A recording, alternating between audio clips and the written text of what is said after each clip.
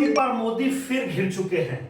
अब एक मोदी के लिए नई चुनौती है। जी हां, मैं बात कर रहा हूं प्रधानमंत्री नरेंद्र मोदी की। नरेंद्र मोदी इस बार ऐसा फंसे हैं, अब उन्हें शायद और उनकी टीम को ये समझ नहीं आ रहा होगा कि आखिर इससे रास्ता कैसे निकाला जाए।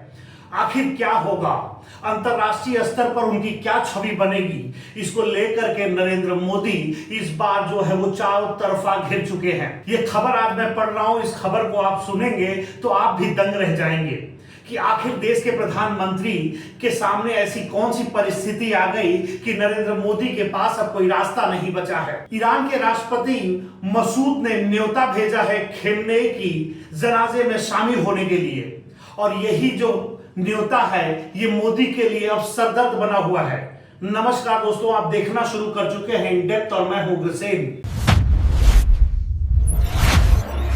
आप याद कीजिए वो 28 फरवरी का दिन सुबह के 8:15 बज रहे थे भारतीय टाइम में, और एक खबर आती है कि खामेनेई मारे जा चुके हैं। इस खबर के दुनिया में फैलते ही हंगामा सा मच गया। ये वो खामेनेई थे जिन्होंने एक तरफा 36 साल लगातार ईरान पर राज किया और शिया समुदाय का एक तरफा लीडर माना जाने लगे। लेकिन इजराइल और अमेरिका के और CIA की बनी एक कमेटी और जांच ने, एक टीम ने खामेनेई को नस्तो नाबूद कर दिया, उनका अस्तित्व खत्म कर दिया। उनके परिवार के कई लोग उस हमले में मारे गए। अमेरिका और इजराइल के उस हमले में खामेनेई के साथ उनकी बेटी, दामाद और बताया तो यह भी जाता है कि उनके पोते को भी मार गिराया गया था। आइए अब बात करते हैं कि आखिर ये मोदी क्यों फंसे हैं इस मामले में। मारा तो अमेरिका और इजराइल थे, तो अब मोदी का क्या संबंध है? जी बहुत गहरा संबंध है। एक तरफ अमेरिका और इजराइल जहां ईरान के दुश्मन बने हुए थे, लगातार कई महीनों तक युद्ध चला और इस युद्ध का असर पूरी दुनिया में दिखा और भारत पर भी दिखा। प्रधानमंत्री ने कई बार समझौते की कोशिश की, लेकिन वो शायद असफल रहा। जैसे तैसे मामला शांत हुआ। मामला शांत होने के बाद में ईरान के राष्ट्रपति मसूद ने प्रधानमंत्री मोदी को एक निमंत्रण भेजा है कि खामेनेई के जनाजे में उन्हें शामिल होना है, और देश के, दुनिया के कई बड़े बड़े लोगों को यह न्योता गया है।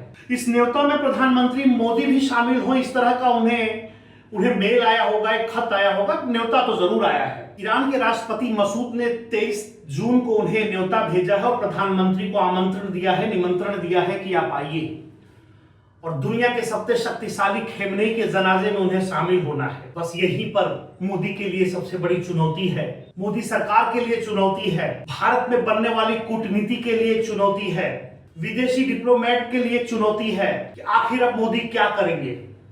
अगर मोदी नहीं जाते हैं तो ईरान नाराज हो बैठेगा, और अगर जाते हैं तो उनका सबसे करीबी मित्र ट्रंप नाराज हो जाएगा। वाशिंगटन नजरें गड़ाए बैठा है भारत पर कि भारत का अगला रुख इस विषय पर क्या होगा।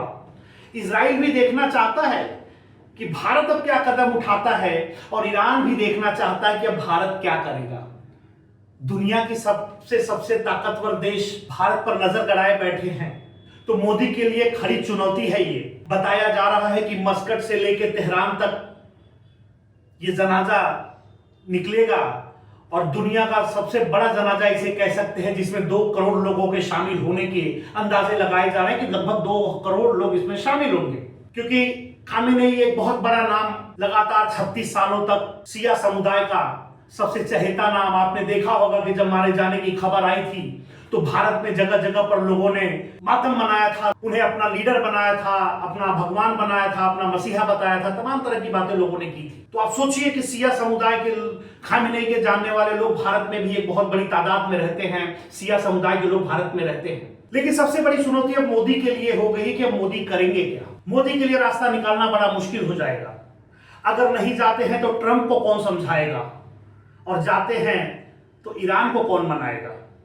उधर पाकिस्तान बैठा हुआ है बैग पैक करके कि ईरान से करीबियां बढ़ाई जाए और भारत को अलग थलग करके भारत को ईरान का दुश्मन बताया जाए, मुस्लिम कंट्री का दुश्मन बताया जाए। इस तरह की अंतरराष्ट्रीय जो हालात बन रहे हैं वो यही हालात इन दिनों इस वक्त बन रहे हैं। दोस्तों, हमने एक खबर इसीलिए चलाई है कि ये भारत के कूटनीति और भारत के एडवाइजर कमेटी, मोदी की एडवाइजर कमेटी के लिए एक बहुत बड़ी चुनौती है इस वक्त की अभी की परिस्थितियां हैं, ये बड़ी कठिन हो सकती हैं। देखना ये दिलचस्प होगा कि मोदी नाराज किसे करते हैं और खुश किसे करते हैं।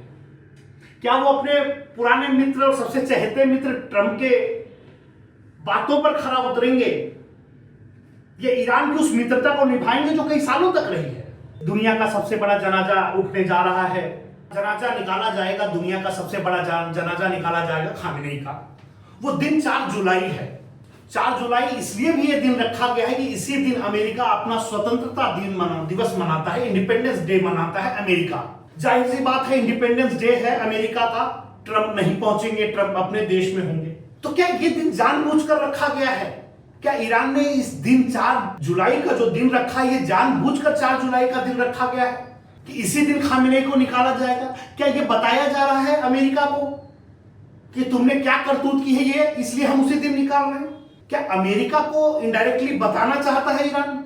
अब सबसे बड़ी मुसीबत तो हमारे देश के प्रधानमंत्री मोदी के लिए है, एडवाइजरी टीम के लिए है, पीएमओ हाउस के एडवाइजरी टीम के लिए, जो एडवाइस करते होंगे अंतरराष्ट्रीय मामलों पर, वो बताएंगे कि अब मोदी को क्या करना चाहिए।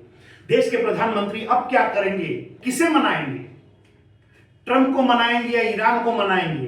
क्योंकि एक ही वो दिन है जहां देश के 2 ताकतवर लोग अपने अपने देश के सबसे बड़े बड़े कार्यक्रम में शामिल होंगे। और मोदी किस तरफ जाएंगे? क्या मोदी खामेनेई के पास जाएंगे, जनाजे में जाएंगे खामेनेई के? मोदी न जाकर के भी एक क्या मैसेज देंगे? अगर मोदी नहीं जाते हैं तो ट्रंप तो खुश हो जाएंगे, लेकिन ईरान नाराज हो जाएगा। तो दुनिया की सबकी नजर भारत के प्रधानमंत्री पर टिकी है कि आखिर भारत के प्रधानमंत्री उस जनाजे में जाते हैं कि नहीं। नमस्कार, देखते रहिए।